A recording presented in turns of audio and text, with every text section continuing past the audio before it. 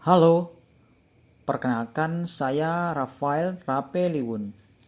Saya merupakan peserta Latsar CPNS Angkatan 42 Pemerintah Provinsi Kalimantan Utara. Kali ini, saya akan membawakan podcast Kesiapsiagaan Bela Negara. Dengan tutur saya ialah Ibu Wahyu Eko Handayani, SPD MPD. Yang pertama, tentang kesiapsiagaan jasmani dan kesehatan.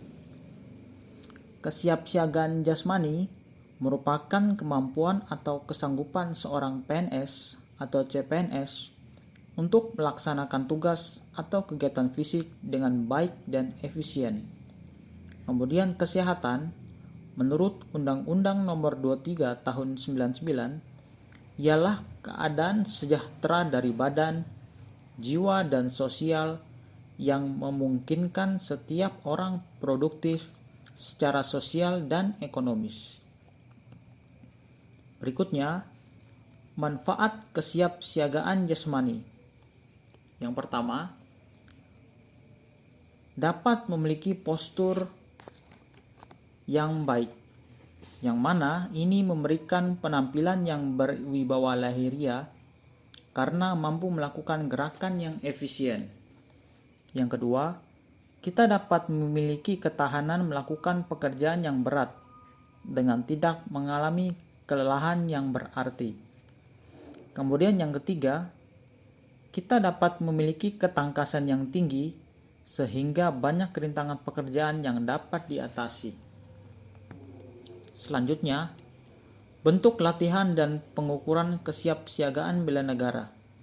Terdapat berbagai bentuk latihan. Yang pertama adalah lari 12 menit.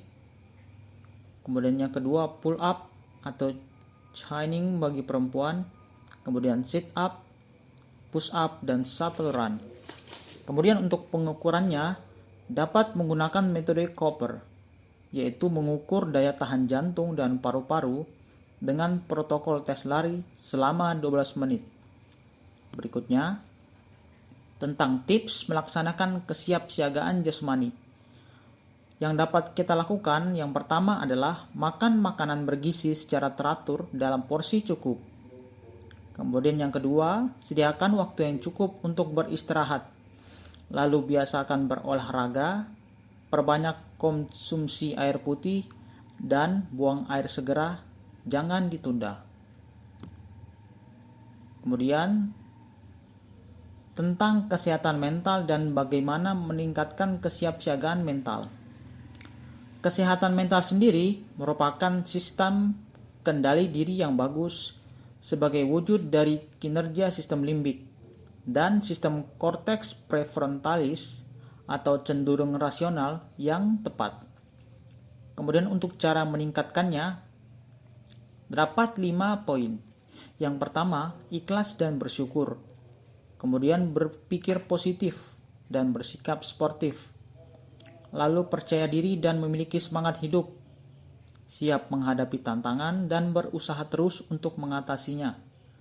Lalu terakhir, terbuka, tenang, tidak emosi bila menghadapi masalah. Berikutnya, contoh implementasi kesiapsiagaan mental. Pertama, berperilaku menurut norma sosial yang diakui, mengelola emosi dengan baik, mengembangkan berbagai potensi yang dimiliki secara optimal, mengenali risiko dari setiap perbuatan, dan menunda keinginan sesaat untuk mencapai tujuan jangka panjang. Lalu yang berikutnya, tentang kecerdasan emosi. Kecerdasan emosi merupakan kemampuan emosional yang meliputi sadar akan kemampuan emosi diri sendiri, kemampuan mengelola emosi, kemampuan memotivasi diri, kemampuan empati terhadap perasaan orang lain, dan pandai menjalin hubungan dengan orang lain. Dan terdapat 4 cara meningkatkan kesiapsiagaan mental. Kemudian berikutnya 4 komponen kecerdasan emosi. Yang pertama, kesadaran diri sendiri atau pengendalian emosi. Yang kedua, pengelolaan diri sendiri. Yang ketiga, kesadaran sosial.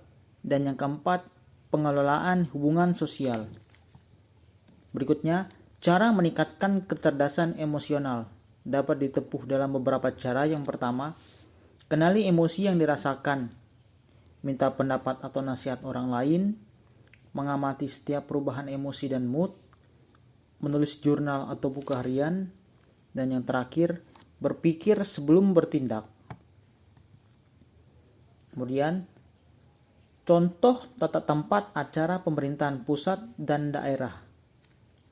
Menurut Undang-Undang 9 tahun 2010, untuk pusat, tata tempat dalam acara kenegaraan dan acara resmi di Ibu Kota Negara Republik Indonesia ditentukan dengan urutan. Paling pertama adalah Presiden, disusul Wakil Presiden, mantan Presiden dan mantan Wakil Presiden, Ketua MPR RI, Ketua DPR RI, Ketua DPD RI, Ketua BPK RI, dan seterusnya. Kemudian di daerah, tata tempat dalam acara resmi di provinsi ditentukan dengan urutan. Paling pertama gubernur, lalu wakil gubernur, mantan gubernur dan mantan wakil gubernur, kemudian ketua perwakilan konsuler negara asing di daerah, ketua DPRD provinsi, sekretaris daerah, dan seterusnya.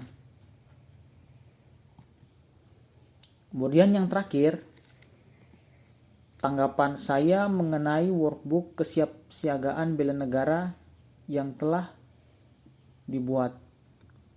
Yang pertama, saya sangat bersyukur dan berterima kasih kepada Ibu Wahyu Eko Handayani SPD MPD karena memberikan template workbook tulisan tangan yang unik, kece dan menarik buat anak muda. Workbook ini sangat membantu saya dalam memahami 3 bagian materi dalam agenda 1 ini. Semoga bermanfaat buat kita semua. Oke, sekian podcast kesiapsiagaan bela negara dari saya. Untuk kurang lebihnya saya mohon maaf. Terima kasih.